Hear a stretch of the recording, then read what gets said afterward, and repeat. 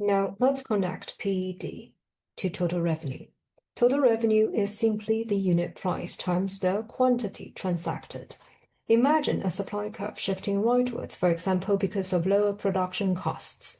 We want to compare what happens to total revenue when the demand is price elastic and inelastic.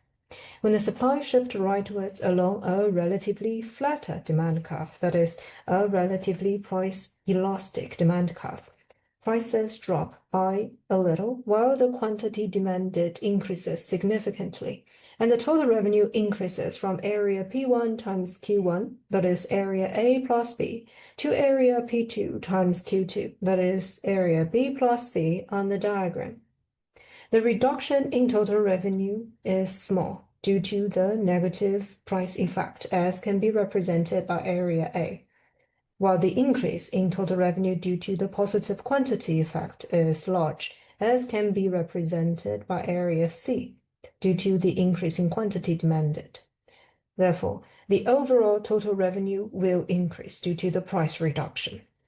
A producer facing a relatively price-elastic demand will be able to raise the total revenue by reducing price, for example, through promotions and discounts. On the other hand, when supply curve shifts rightwards along a relatively steeper demand curve, that is, a relatively price-inelastic demand curve, prices drop by a lot while quantity demanded increases by just a little, and total revenue decreases from area P1 times Q1, that is area A plus B, to area P2 times Q2, that is area B plus C. The reduction in total revenue due to the negative price effect is significant, as can be represented by area A, while the increase in total revenue due to the positive quantity effect is small, as can be represented by area C.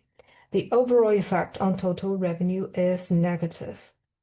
Therefore, when a producer faces relatively price inelastic demand, he will be able to raise total revenue only if he creates scarcity by reducing the supply, raising the price. Next up, I will be talking about the determinants of PED.